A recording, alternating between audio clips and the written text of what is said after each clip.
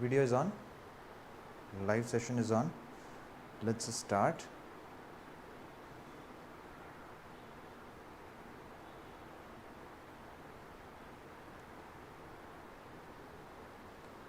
Okay, let's start our video.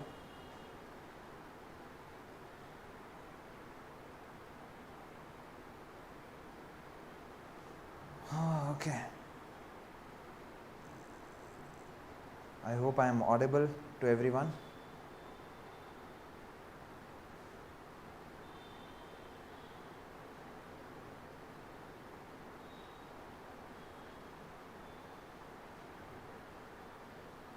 Okay.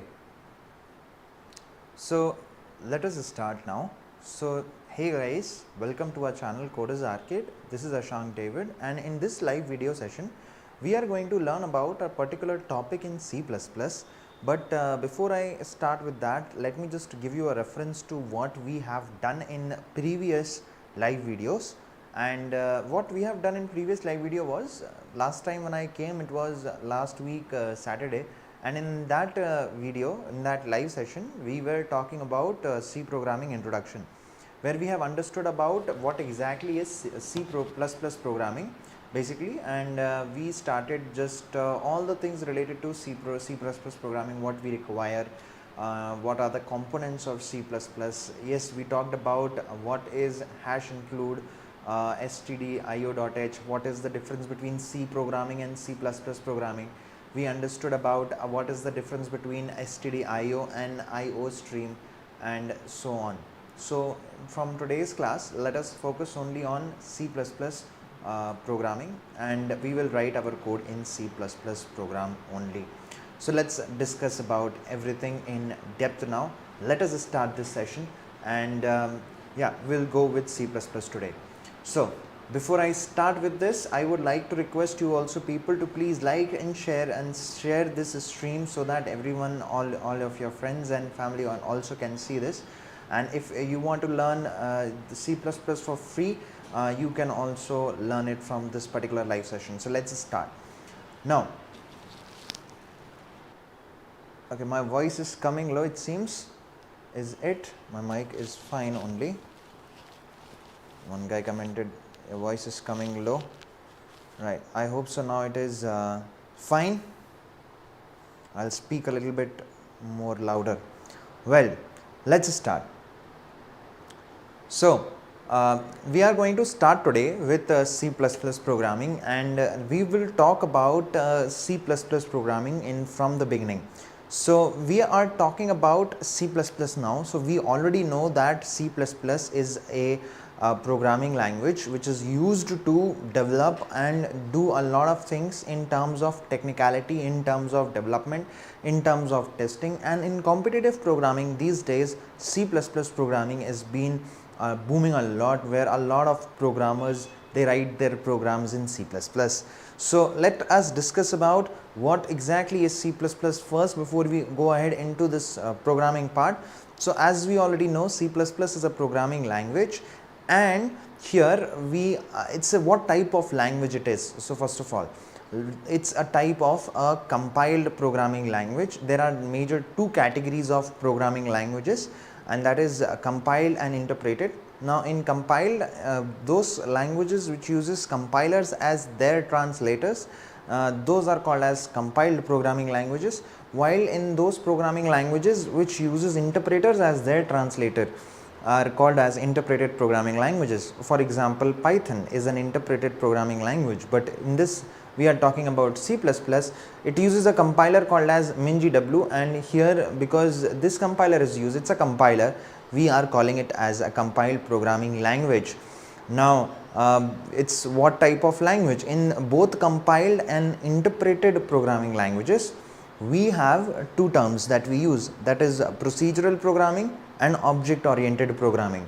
So well, procedural programming is a type of programming where the code is written in a procedural wise, while on the other hand, object oriented programming, it doesn't require the whole program to be written in procedural wise, but it depends upon the objects and the variables that we create because of classes. It uses the concept of classes and objects.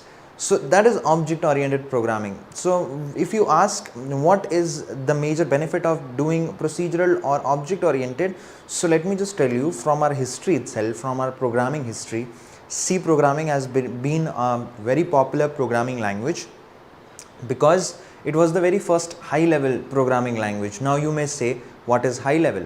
High level is a type of language which is written in pure English, and because computers cannot understand pure English, we need to translate this English written code into low level in the sense zeros and ones.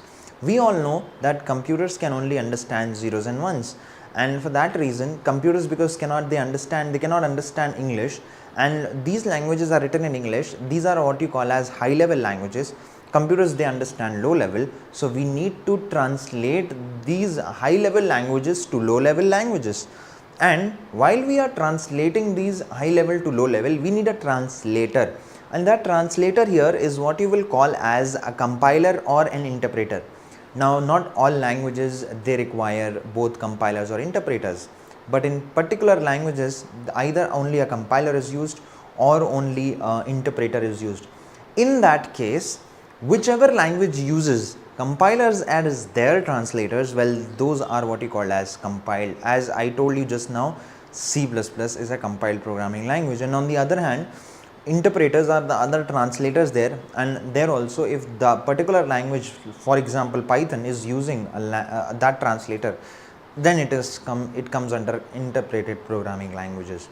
One thing that I would like to tell you is, before we go ahead into C++, C++ is an object oriented programming language. It supports the concept of object oriented. That means it supports the concept of classes and objects, but also it supports because C++ is an extension of C programming, so it supports all the concepts from C also, and it supports newer concepts like object oriented concepts also. So here you can create a program, or let's say take an example, you can just print hello world. For example, the basic thing that we are doing here is, let's say hello world, and let's say hello world we are printing. So printing hello world can be done in both procedural way also in C++. I'm talking about in C++, it can be done in both procedural also, and it can also be done in both object oriented as well. So here a program can be written in both procedural and object oriented way as well, because C++ supports both procedural from C programming and also its newer concepts. Because of that, it has been created, that is object oriented programming part. So now let us start by C++ programming, by our first program, understanding it and writing that same program in both object oriented way also and procedural way also. So let us start. The first thing that we do while we are doing programming is to first write the very first line in the code, and that is writing #include. Here in C++, we use IOStream rather than using stdio.h. We use IOStream. Now, what is the difference between IOStream and stdio.h? If I tell you that, then stdio.h is a different header file in itself, it seems. So basically, it's a proper header file. So here, if I write here rather than saying stream, if I say stdio.h, you see this .h here that you see here, .h. This .h is the extension for the file, and that is .h means .header. So if you really know, for example, when you browse in your computer systems, when you see a particular file format, say suppose it's an image file, an image file will have the file format as .jpeg, or people say JPEG, or it might have .png. So it may be a different particular file format. People say .pdf, right? We say .pptx for PowerPoint. Similarly, for Word documents, we say .docx. If we are creating a notepad file, we say .txt. While if it is an audio file, we call it as MP3. Similarly, in C++ or C programming, When you write stdio.h, it means it's a .h file, it's a .header file. Here .h is the extension and the whole file is the header file, which includes all the important standard input and output functions. So here the name only suggests stdio. Here std stands for standard, well io stands for input and output. So standard input and output .h file. Now this file contains all the important functions which are needed to do basic input and output. For example, if you might have done C programming before, you might have seen we use printf there, or maybe we use scanf there. Those printfs and scanfs are actually coming from inside of this stdio.h. This stdio.h is the header file which stores all the input and output functions like printf and scanf. That's your printf and scanf. This is your stdio.h. But this is not C++, this is C programming. So if you want to write the code in C++, you change it. Rather than writing stdio.h, you use iostream. iostream you say like this. And what happens here? In iostream, the whole thing becomes a stream. Now what is the difference here? Well, stdio. You might see one thing, you might observe one more thing, that there is no .h here. Right? So what is the issue here? We don't write .h because everything in C++ is a stream of bytes. So we write stream of bytes. So everything in C++ actually gets converted into stream of bytes, whatever you do. It is related to input or it is related to output. So for example, if we take a real life example, what is a stream first of all? If we talk about a stream of river, stream of water, a stream flows or a river flows from point A to point B, and if you directly connect the stream from point A to point B, if you throw something into that, it will automatically go to that point B. Similar concept is like this here. While input and output stream, there are two streams that we are talking about, that is I stream for input stream and O stream for output stream. While here both IO stream means input and output stream, because everything in C++ is converted into stream. It is not a header file, it's kind of a header file you can say, but it's a stream of bytes which flows from input device to your CPU and CPU to your output device. That is what IO stream means here, and that is the reason why here C++ is one of the much more faster language as compared to C. And one of the reasons why people are using it more in competitive coding these days, why? Because here the syntax is also very simple, it's easy to write, it's easy to understand, it's very fast to type this language, and here everything is a stream of bytes which just do the job quickly. So in this case, C++ is comparatively faster than other languages here, and that for that reason here it is more used in comparative programming. Now speaking of this particular line, I'm going to explain you this particular line in a more detailed way. So before I go ahead into that, let's finish our program, execute it once and see what's the output. Depending upon that, I'm going to show you the differences between first procedural and object oriented, and then I'm going to explain you what exactly is that line. I'm going to dissect this code into much more deeper way, in a depth way, and I'll explain you each and every concept in a much more detailed way. So let's do that. So after writing this hash include IO stream, what you're going to do is you're going to say using namespace std. Now this is a very important line if you want to write. Well, this is optional, by the way. It is important of course, but it's optional. If you want to write this line, you write this line. Otherwise, if you don't feel like writing this line, don't write this line. Well, your program in C++ can run without this line also and with this line also. Well, I have explained this particular part, why do we write this line, in our previous live. So if you have not attended that previous live, don't worry, I'm going to explain you here again, but in a short way. Ultimately, there is something called as name collisions. in C++ programming, and that happens very frequently when you don't use that line, when you don't use this line.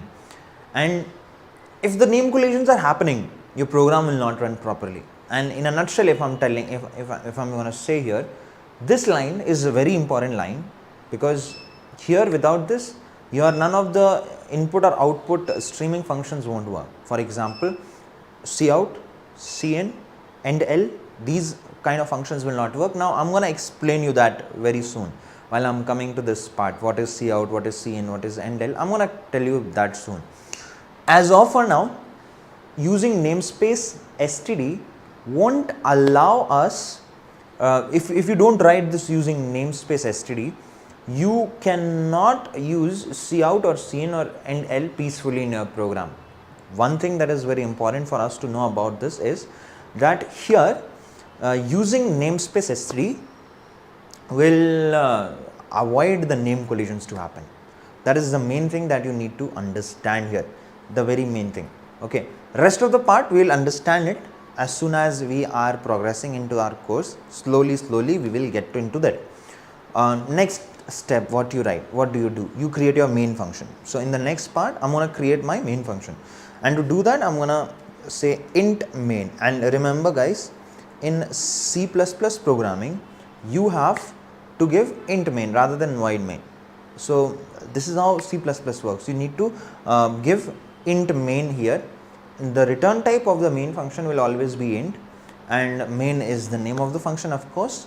And here we do it like this. After that, because you are writing int as a return type, we usually write return 0 here like this. Okay, we say return 0. What is this? Return 0. See, I will tell you about this return 0 when we will come to the functions concept, but as of for now, just remember this, because we are writing int, we have to write return 0. If there was void main, let's say void void instead of int main, if I would have written void main, then we don't have to write return 0. But because here we have written int main, we have to write return 0. So this is important. As of now, you just understand, you just learn it as a syntax, you learn it like a skeleton of a program, but we are going to connect all of these things as soon as we are progressing into our course, because all of these things will be covered into as a topic into our course, and soon you will understand what I'm speaking about. So in this case, let's continue. So after writing this main, inside this main, what I'm going to write here is, I'm going to say here cout, and I'm going to say here what is this cout. So in C programming we use printf, in C++ we use cout. So what is this cout doing? Cout is gonna do the same exact job of printing, of the printf part. What printf was doing, cout will do the exact same thing, but here we don't use parenthesis. Rather than using parenthesis, we use these operators. These arrow sign thing that you see here are the operators that we use. These are called as insertion operator, and here we are gonna use these operators. And after that, I'm gonna just write a normal string here. What is a string? String is just a sequence of sentences that we use into our programming. When you pass any English sentence, you cannot just pass it in just one way. You have to pass it inside double quotes, and for that reason I'm writing double quotes, because we need to print hello world, right? So I'm going to print hello world like this, hello, and I'm going to say world like this, and this way it will allow me to print hello world. Now after this, I'm going to say here end L. So what is this end L doing here? This end L here is going to basically end the line here, and it will bring our cursor into the next line. So when you are printing it multiple times, it will be printed in a vertical way, in a proper order, in a proper sequence. But if you don't use end L here, you can just put semicolon here. See, semicolon is the end part, is the full stop of programming, and for that reason I've used semicolon here after end L. This is another operator, this end L. Before end L, you need to use another insertion operator in order to write that end L. Okay, so this is the thing, and this is the program to print hello world in C++. This is very simple, this is very easy. This is procedural way of writing the program. I'm going to write here comment just above this before I start. This is procedural way of writing a program in C++. This is a procedural way of printing hello world in C++. Now when I run this, I can just click onto this run button right here, and once I click onto this run button, it starts running, and you see that hello world is being printed. Accidentally I pressed it 2 times, so it printed 2 times hello world and hello world. But if you want, we can just run it again. I'll just click once here and it will print hello world only once, as you can see. This is procedural way of doing this problem. But if you want, we can do it using object oriented way also. Now how we will do it object oriented way? We need to write here a class. We need to create a class here in between this main and this using namespace std. So let's do that quickly. I'm gonna just give you one example here so that it is proved that in C++ you can do both object oriented as well as procedural way both. Okay, so now let us see that as well. So here I'm gonna create a class now. Now for those people who don't know what is this class, we are going to do that very soon, but for some people they might have simple idea about what exactly is the class, but this is the object oriented way that I'm going to show you. Okay, so I'm going to say here class, I'm going to say hello, and inside this class I'm going to open up this class. I'm going to use the curly braces open, and here I'm going to say this cout hello world. Now you might be thinking that I'm going to directly print this here, which is wrong. We cannot just write cout statement or the print statement directly inside this particular class. We need to write a function for it. Okay, so I'm going to write a function. Okay, I'm going to say function. So let's say the function name is print hello, and here inside this function I'm going to say cout hello world. One thing, the function will have a return time, so I'm going to say as void, and here the access specifier public is written. Now don't worry if you are not able to understand anything here, because later on I'm going to explain you what exactly is this, what is class, what is object, what is a function, what is this public here which we are writing, everything. But for those curious people who wants to know how C++ is object oriented, I can prove that by writing this program here. And rather than writing this procedural way, this is an object oriented way. Okay, this is an object oriented way of solving the problem, and here we have created the class where this is a public hello print hello, and then here I have written the print statement. Now before I go ahead into that, remember class is ended with a semicolon. Okay, so here we need to understand this. Remember this, that in C++ classes always ends with a semicolon. After writing the semicolon, you can see that the error has been gone. And now here what we can do is, see, class is created, function is created, your access specifier is there. Now in object oriented programming, usually what do we do is we first create the object. In C++, to create the object, we just take the class name, which is hello. Of course it is started with capital H, and then I'm going to say the object like this. That's all. This is the object declaration in C++. It's way too simple. And here what I'm going to do is, next I'm going to say here object dot, and then I'm going to use this call print hello, which is going to be like this and this. Okay, so this is the object here which we have created using this class. This is the object, and object dot the print hello. We are calling this function here, and that's all. So after this, this is the way that you can do an object oriented code. We know this basic is that an object oriented programming, you require classes, and here we have created a class in C++. This is the proof that C++ does support object oriented programming. Let's run it, and you can see that it does the same exact job again. So this is how you do both object oriented and a procedural programming in C++. Okay, so well, this is how you do it. This is the proof for it, and this is just the starting of C++. Now we have just printed hello world, in both procedural and object oriented way. Now let's continue and understand about the very first thing that I was telling you about is this, what is this hash include, and let's go back first, let's rewind it.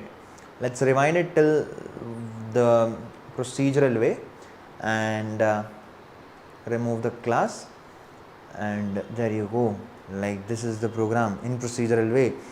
So let us understand about this in a very much clearer, in a better, in a crystal clear way, and understand what exactly is happening in the program. Let's do that. So let's start by first line. What is this hash include IO stream? I have explained you what is this difference between stdio.h and IO stream. Now what you need to do is, we need to understand is what is this hash include. Let us understand that. So to understand that, I'm gonna use whiteboard. I'm gonna use Microsoft Whiteboard. Let me just open up my whiteboard quickly. And here we are going to use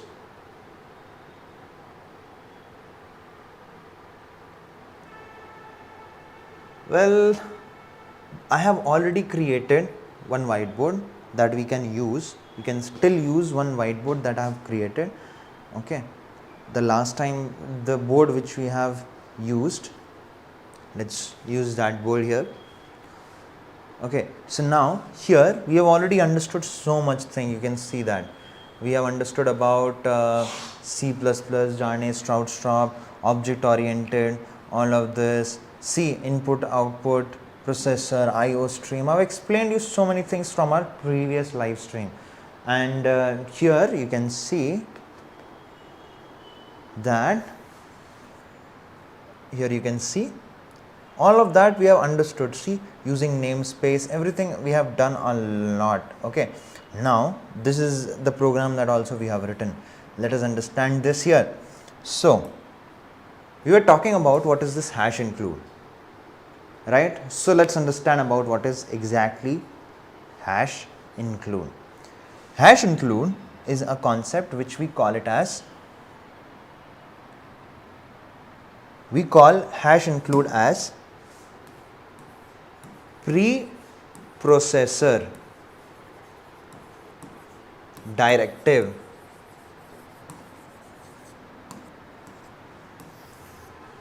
What you see here is a preprocessor directive. So hash include, in the very first line of the code that we have written here is hash include. This hash include is what we call as a preprocessor directive. Let's understand what exactly is this preprocessor directive. So for your reference, what exactly is preprocessor directive? See, this is your, let's say, demo.c. Okay, I have written this file demo.c. What kind of file this is? This is a high level file. As I told you in the beginning of this live stream, high level file is a English written file which a computer cannot understand, and for that reason we will call it as high level. For us it is a high level language because we can understand it, but computers cannot understand it. So now this code is written in pure English. Okay, this is our demo.c. Actually this is our file which you see here. This is that demo.c. Okay, so we have created, and when I'm saying .c, because it's a C programming file, so its file extension, file format is .c. Just like we have understood .h, .pdf, .mp3, .mp4, just like that we have .c.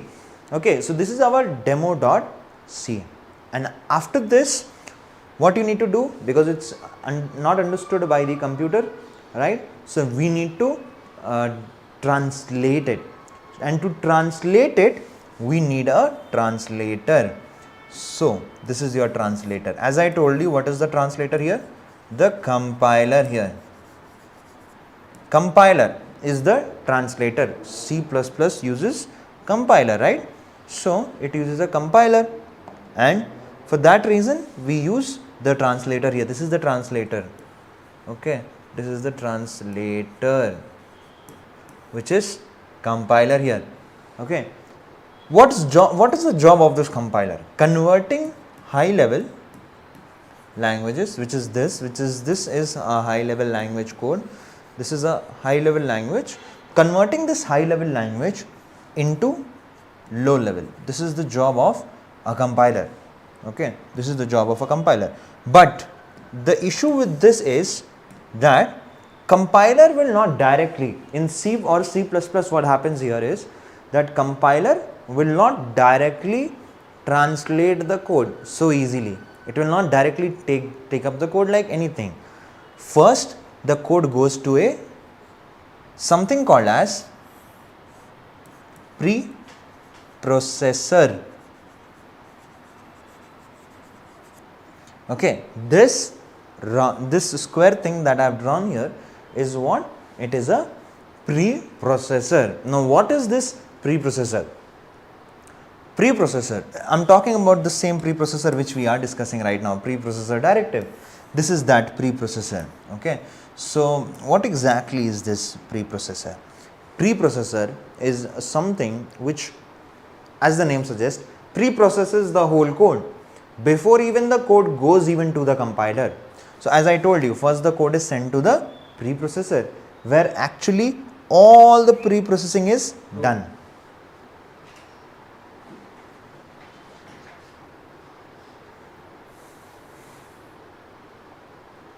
कितनी देर चला?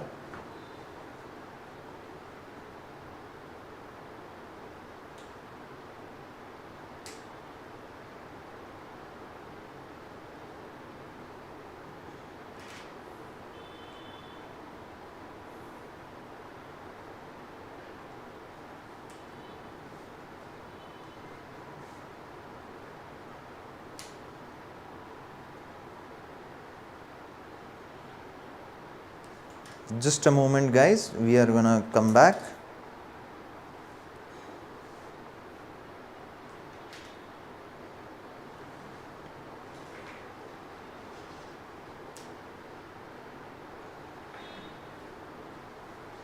Okay, so we are live again.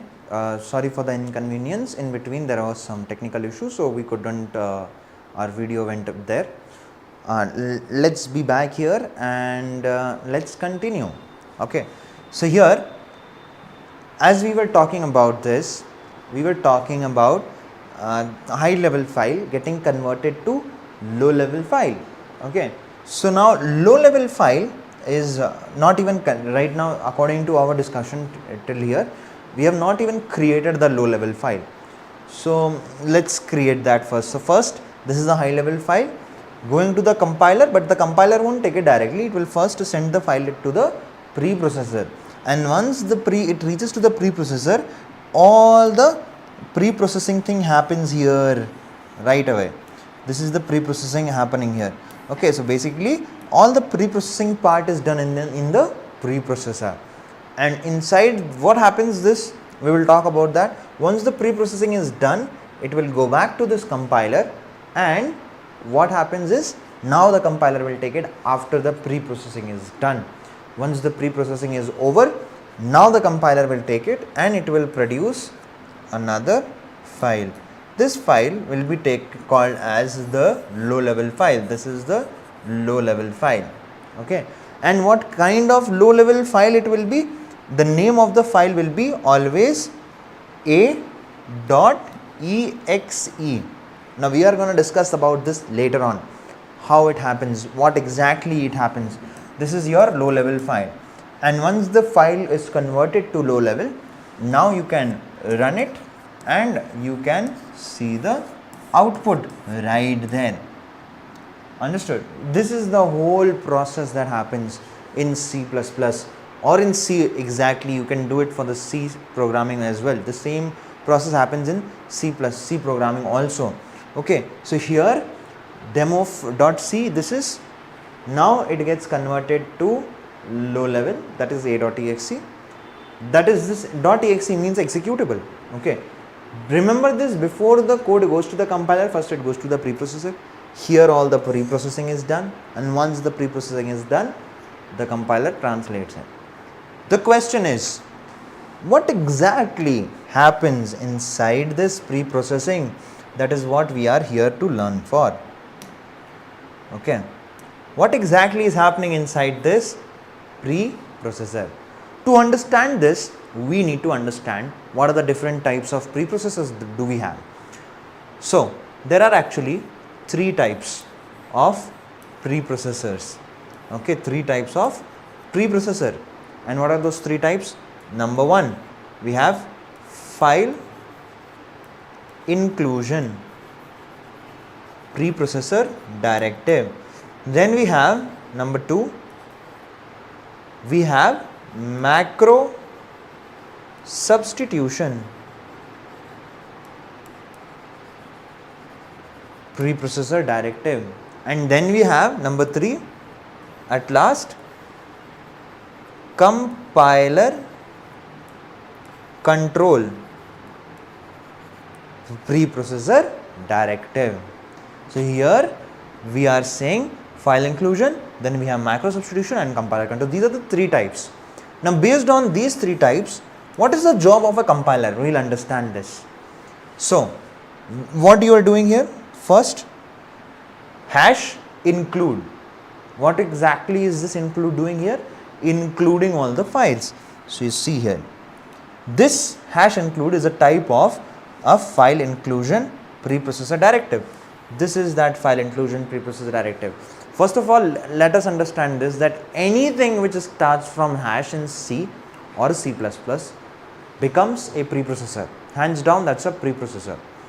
But when it is include, when it says hash include, it is a file inclusion type of preprocessor. What is the job of this file inclusion type of preprocessor? This file inclusion preprocessor directive makes sure that, see, the number one thing that you have learned just now about preprocessors is that the preprocessing happens before the compilation starts, right? Preprocessor will not send the code until the preprocessing is done. First the code comes to the preprocessor, right?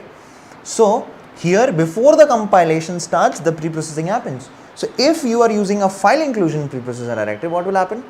Files will be included before the compilation starts. Ultimately, what is happening here? In this case, you are including this file called IO stream before the compilation starts. This is the job of a file inclusion preprocessor directive. Now you may ask why we are including the files before the preprocessor directive, before the compilation starts basically. So the answer to this is that usually what happens here is that because you see all the, as I told you, printf and scanf are coming actually from stdio.h. And if that file, let's take an example of stdio.h rather than iostream, or maybe we can take it here. See this cout that you are seeing here is actually coming from iostream. Okay, this iostream here. But the thing is that if you don't include this iostream, this cout won't work. Why so? Why is it so? Because cout is actually the part of iostream. In this case, why you want this file to be included before the compilation starts? The question arises here. And the answer to this is that because the whole code of this cout is written actually inside this iostream, in the compilation, this cout won't be recognized, or printf or scanf might not be recognized. So what you will do in that case? The thing which will happen here is that your compilation will fail if you don't include this particular file. If you say you don't include this stdio.h, your printf won't work, your scanf won't work, and your compilation will fail in the beginning only. And for that reason only, we have to make sure that all these files are included before the compilation even starts. And for that reason, we use file inclusion preprocessor directive. More on this we will talk about in detail in the next live stream when we are coming. But as of right now, because today we are just mentioning it, today we are just briefing it all, we will just understand it till here. In the next live stream, I'm gonna go into depth of each and every program with a separate program and explanation on that. Let us continue with the next type of preprocessor, and that is your macro substitution preprocessor directive. Now you might have seen something like this. If you have done C programming before, you might have seen something like this. After writing hash include, people write hash define, right? What is this hash define? This hash define is a macro substitution preprocessor directive. Now you may say, what is this macro here? Macro is a type of you can say a shortcut. Okay, macro is a shortcut in computer science. In a nutshell, if I want to explain you, what this shortcut does is that it replaces itself, it substitutes itself. What is it? Macro substitution preprocessor directive. What it will do is it will substitute itself with a particular value inside your program. And when will this happen? Before the compilation start, because it is also ultimately a preprocessor directive, and we know this, that preprocessor directive will do the job before the compilation starts. And for this reason only I am saying, because it is also a preprocessor directive, it will make sure that it substitutes a particular macro or a shortcut inside your program before even the compilation starts. So the question is, what do we write after this hash define? We write hash define, and now whatever macro you want to create, you can write that. For example, I'm going to say here n, and after this n I'm going to write here, let's say maybe 100. I'm just going to define it 100. So what happened here, now we have created a macro here called as n. Now this macro is this is what you call as macro here. After whatever you write here, after whatever define, after whatever you write after the define here, that will be becoming like a macro here. This is exactly that macro, and what values it will be substituting is what you write after that here, which is 100. In this case, we have written hash define n of 100. That means we are defining a macro called as n, and its value will be substituting in the program is going to be 100. So whenever you are substituting a value, whenever you are using this macro substitution preprocessor directive, here n will be substituted with this 100, and wherever inside the program you are going to use, those will be substituted. But when? Before the compilation starts, because it is a kind of a preprocessor directive. We have understood this very clearly, we have understood this very well, that preprocessor directives will do the job before the compilation starts, and for this reason only this will substitute the values before the compilation starts. Next up, and the third and the last one for this live stream is going to be compiler control. Now we don't have to worry much about compiler control, but because there are things like you have compiler control preprocessor directives, we are going to discuss about it as well, and because it's a part of preprocessor and we are learning preprocessor here, so let's do that. So now see, I have written two things here, hash include and hash define. Anything other than this which contains hash is hands down a compiler control preprocessor directive. There are a lot of compiler control preprocessor directives. For example, if I write here hash, if I say here hash, and if I write here I, you can see there are a lot of hash preprocessors coming up. If def, if and def, not include. This include is a type of a file inclusion, alright. But if def, if and def are all compiler control. If I say E, you can see that elif, else, end if, error, these are all type of compiler control preprocessor directive. If I say P, you can see pragma is a type of a compiler control preprocessor directive. Okay, so these are some of the preprocessor directives which are used for controlling the compiler. That is why it is called as compiler control.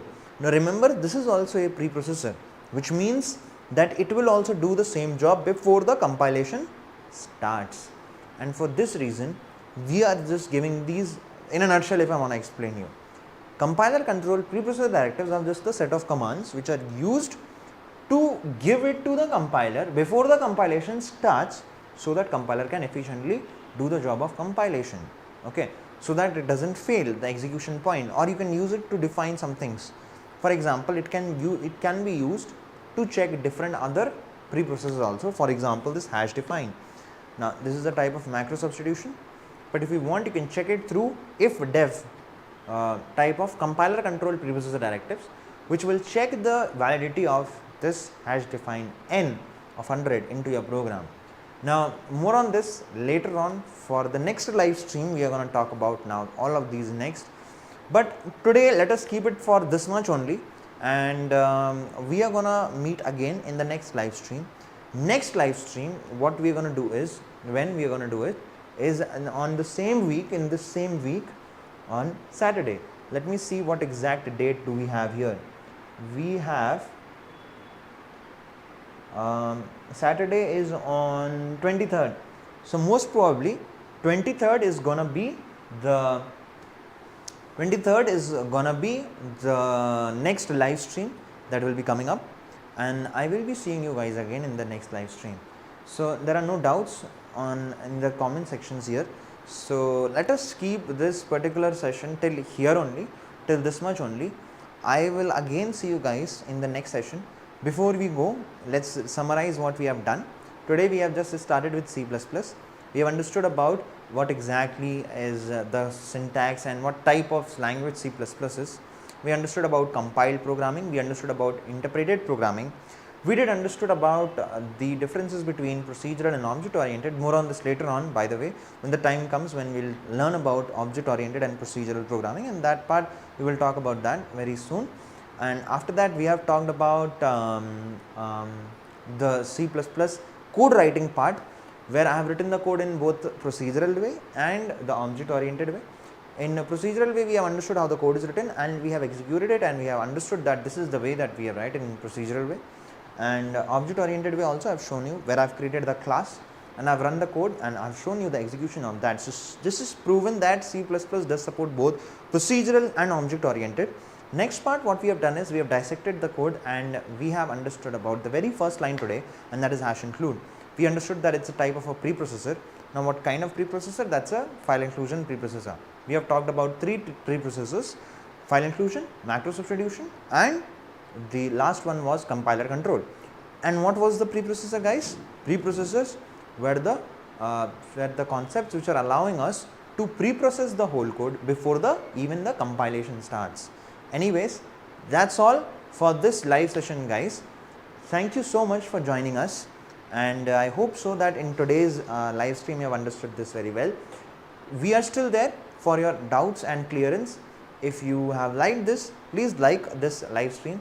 Also share it to your friends and families, and if you have any doubts particularly, we are going to post this live session. This whole recorded session will be there online on our YouTube channel. And don't forget to like, share and subscribe to our channel as well. You can comment down onto this particular recorded session, and we can try to solve your doubts also. This is Ashank David. Thank you so much, guys. I am going to see you again on the next coming Friday, this coming Friday basically, that is on 23rd March, and we are going to do a lot of different stuff. We are going to continue from here, and if time allows, we will be talking about different concepts also. Well, that's all for this live stream, guys. Thank you so much. This is Ashank David signing off. I will see you guys in the next live stream upcoming in this Saturday.